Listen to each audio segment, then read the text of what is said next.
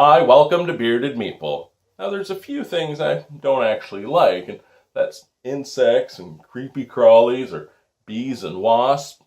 I also don't like it when birds are trapped indoors. And I don't mean cages, although I think birds should live free and fly wherever they want, just not in your house. Because then they're going to panic and want to get out, and you're going to be traumatized and stressed and want to get out and go running, screaming like a child. Well, it was a very traumatic experience for me that a couple days ago at work, I'm grabbing some parts, and out from a bin walks a pigeon and scared the crap out of me. I thought he was trying to get me. Well, today we're going to take a look at a game for 1 to 4 players, ages 8 plus, and it plays in about 20 minutes. Now, these birds aren't trying to get you. Those were the only 2 bird-related stories I could think of to tell. Today's game is very sleek, elegant, and it looks absolutely beautiful. You're playing cards in rows or columns, so the birds can get berries. Last card in your hand will earn you points. It's brought to us by Homo Sapiens Labs and Daily Magic Games. It's Songbirds. Let's take a look at it. In the game, we have berry tokens. These are points. There are 4 decks of cards. Now, I'm not a birditarian, or whatever word that would be. I can't tell you which types of birds these are. We'll call them green, white, orange, and blue. The artwork is different on each card. The artwork is absolutely stunning. We also have 2 cards that will collect the tokens for points. There's the crow, which will give you negative points in a 4-player game, and then there's the owl expansion. Let's take a look at the setup and the gameplay. Now, the rules itself are simply 1 page. However, on the reverse, there are rules for 4 players, a solo variant, and a co-op variant. Now, I have it set for 3 players, but remember, the rules will be different for solo play and 4 players.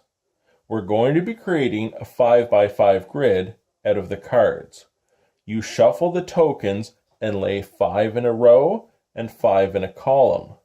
Randomly select 1 card from the deck and place it in the middle, and deal each player 9 cards.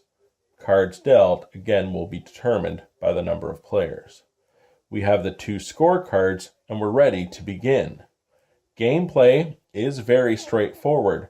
From the cards in your hand, on your turn, you simply select a card and lay it adjacent to a card already in play. Never diagonal. So we could play the 6 next to the blue 5. And that's it. Each player will take a turn placing a card until the grid's complete. But there's a little more to it than that, because how you place the cards is important. Their totals will earn you the points and the win. After all the cards have been placed in the 5x5 grid, players will have 1 card in hand remaining. We'll talk about that in a moment. You then tally up the sum of similar birds in each column and row. So in the first column, red has a strength of 3, blue a combined strength of 7, and green a combined strength of 6. As blue is the strongest, they receive the token of 9 berry points for end of round scoring. If there was a tie between 2 types of birds, they cancel each other out, and it would go to the next highest value. If all the cards in a column or row cancel each other out, no one would receive those berry points. After you go through and score each row and column, players then reveal their last card in hand.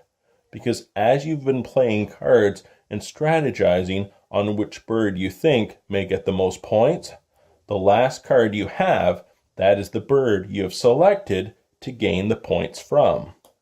And if 2 players have the same type of bird, your total score is always a combination of the value on the bird and the value of your card in hand. After 2 rounds, the player with the most points will win. And that, my friends, is Songbirds. Now, if you're a casual gamer like myself, I think you're really going to like this game. The artwork is beautiful. The gameplay is very easy. It takes you a couple minutes to learn. you can get right to it. Yes, there is still strategy if you're trying to figure out where to play the cards in the rows or columns, getting the points for the berries, but all the while holding on to that last important card so you can claim those points. And that's it. Like, it's simple, but it's light, casual fun, and I enjoy it. I hope you get a chance to check it out. I'll talk to you again soon.